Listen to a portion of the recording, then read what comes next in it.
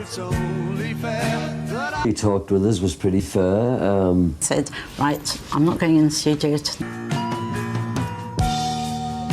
Sometimes a song is so powerful, it outlives its creators. This is the story of one of the most heartbreaking ballads ever written, a song that gave Grammys, careers, and millions. But for the two men who wrote it, all it gave was pain. This is the tragic story behind Without You, and how the song that made stars left its songwriters behind. Welcome to Track Tales. It begins in the late 1960s. A young Welsh band called the Ivies had talent, ambition, and something rare. A record deal with Apple Records, the Beatles' own label. They were the first non-Beatles act signed to it. It was a huge deal, but like many dream stories, this one didn't go as planned. Their debut single, Maybe Tomorrow, showed promise. But it didn't chart well in the US Apple Records, caught in financial chaos, pulled their album. The band was stuck, signed, talented, and going nowhere. Then came the name change.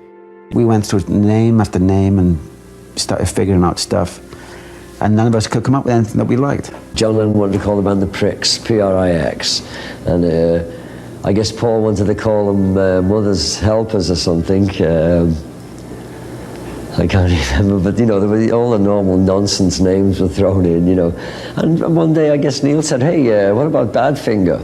And everybody kind of looked at each other and said, well, what about Badfinger? You know, what the heck, that's all right, yeah, so I took the name. The Ivies became Badfinger, and Paul McCartney handed them a gift, a song he had written called Come and Get It. If you want it, here it is, come and get it. One night, I kind of was in bed and I couldn't go to sleep, so just ran downstairs and had this little idea and did the rough idea for Come and Get It. And then we were set up to make a Beatles album. Can't remember which one it was, we were set up. So we were all in the studio, the drums were mic'd, everything was mic'd for the next day, you know, on the album. So I just ran in, because I lived real near the studio, so I just ran in. And Phil McDonald, the engineer, said, Phil, everyone's going to get here in half an hour. I said, look, before they get here, I want to do a quick demo. I said, I know exactly what I want to do. Get the mics, go now, get it, drums first. And I kind of knew how it worked. Like piano, bass, if you want it, here it is. Harmony, come and get it. He recorded the demo himself and told the band, record it exactly like this. They listened, sure, and it worked. The song was a hit. Badfinger was launched as the next big thing. They had the Beatles backing, a hit on the charts, and a bright future. But the label was a mess. Apple was generous to artists, but chaotic behind the scenes. Albums got delayed, money got lost, and when businessman Alan Klein took over, it only got worse. Badfinger became the guinea pigs of Apple Records. Their finances were mismanaged, their support faded, and the band had to rely on their own songwriting to survive. That's when Pete Ham stepped up. Pete wasn't flashy, but he had a gift. His voice had a quiet intensity. And he started writing songs that captured something raw and emotional. In 1970, Pete had an argument with his girlfriend. I said, right, I'm not going in the studio tonight, we're going out for the evening. I've got an idea for a song. You come in the studio. And Pete said, no, I promised Bev we're going out tonight. I said, no, it's fine. And he said, no, I promised you. And I said, look, I don't mind, I'm smiling. And he said, your mouth's smiling, but your eyes are sad. He told her they'd go out for the evening, but bandmate Tom Evans called him into the studio. Pete hesitated. She had been looking forward to that night. She said she was fine, smiling. But Pete looked at her and said, your mouth is smiling, but your eyes are sad. That line stuck. It became the start of a song Pete called If It's Love. But the song wasn't finished. Meanwhile, Tom Evans had written a chorus. Just one line, really. I can't live if living is without you. Well, there was two bits of song It was Pete's idea to stick it together. The bit I had was like help, but it's basically, in essence, mostly the chorus bit. And he just had this other bit. He said we should stick those together, and that. We got in the studio and we were doing it, and I said, I don't like this. It's too corny, I really didn't like it. The two songs were joined together, and Without You was born. As soon as I heard that line, you always smile, but in your eyes your sorrow shows. For Christ's few tears shed. Pete heard it, and he knew immediately the two pieces belonged together. They stitched the songs together. They didn't think much of it at first. Even Tom thought it was too dramatic, too corny, but they put it on the album anyway. That album, No Dice, came out in 1970.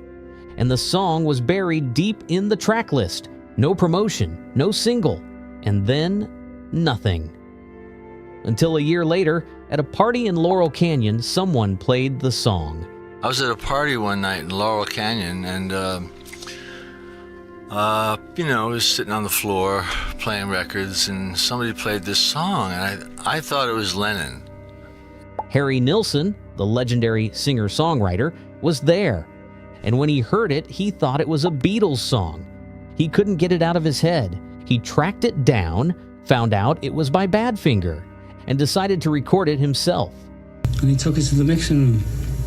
I said, I want you to hear this. And he played Without You. And that really showed me what you can do with a song production-wise and, with a good singer, And it just blew me away. And I said, well, where did you pick it up from? And he said, well, I thought it was an old Beatles tune. And I asked Richard Perry. Nilsson's version was haunting. More dramatic, fully orchestrated, a soaring vocal performance that turned a quiet heartbreak into a worldwide cry. His cover of Without You hit #1 in both the US and UK. It won a Grammy. It became a global standard, but Pete Ham and Tom Evans, they didn't see any of that success. Their names weren't on the radio. They weren't invited to award shows, and they saw very little money. Why? Because of one decision. In 1970, Badfinger had signed with an American manager named Stan Polly. He promised them riches. He set up a company, Badfinger Enterprises, and took full control of their income. Polly promised they'd be millionaires in 3 years, but in reality, he kept most of their earnings. The band got small weekly paychecks. Polly pocketed the rest. Time we've reached the end of the album deals, you'll all be very rich people. But in the meantime, we'll just be on a basic salary, I'm afraid. They were touring the world, working with ex-Beatles, hearing their song on the radio, and still living in shared houses, broke. Tom Evans once showed up to a gig with stage shoes that were falling apart. He couldn't afford new ones. In 1974, Badfinger left Apple Records and signed with Warner Brothers. It was supposed to be their big break, a multi-album deal worth millions. They had solo options, production rights. It sounded like everything they dreamed of. But Polly handled all the negotiations. Warner Brothers sent him a $250,000 advance. Then the money vanished. When Warner found out, they panicked. They sued Polly and also sued the band. Badfinger's new album, Wish You Were Here, and was pulled from stores. Everything fell apart. They had no money, no shows, no manager. Wish You Were Here, man. It was like, wish you were where, It was like, they pulled it off the shelf as soon as they started selling. I can't believe they did that, Polly disappeared, and Pete Ham, the heart of the band, couldn't take it. His girlfriend was pregnant. He had just bought a home. And then he found out he had nothing. He had got this phone call from America, basically saying that his money, everything had gone, everything. On April 24th, 1975, Pete Ham took his own life. He was 27. In his final note, he wrote, "Stan Polly is a soulless bastard. I will take him with me." The band tried to go on. They released more music, but nothing felt the same. Tom Evans never recovered. He often said, "I want to be where Pete is." He struggled with depression, lawsuits, and the continued success of Without You. Tommy didn't have anybody he can talk to, write songs. His other half was gone. Many times he said, I want to be there where he is. So everything just collapsed. In 1983, after an argument over royalties, Tom also took his own life by hanging, just like Pete. 2 men, 1 song, both gone too soon. But the story doesn't end there. In 1994, almost a decade after Tom's death, Without You made a comeback. Mariah Carey was working on her album Music Box. She heard the song playing in a restaurant, and it stopped her in her tracks. I do a song now that I always loved as a little girl, and it always used to make me cry. She said, I just knew it would be a huge international hit. She recorded her own version, and once again, the song exploded. Mariah's Without You became one of the biggest singles of the year.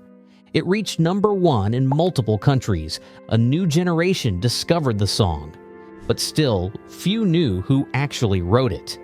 That one line, I can't live if living is without you. It made millions. It won awards. It built careers. But for the men who wrote it, it gave nothing but heartbreak.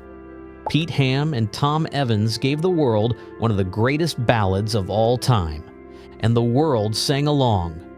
But their names were never celebrated the way they deserved. Now, the next time you hear that chorus, remember where it came from and what it cost. This was Track Tales. If you felt something in this story, hit like, drop a comment, and subscribe. We'll be back with more untold stories, the songs you love, and the stories you never knew.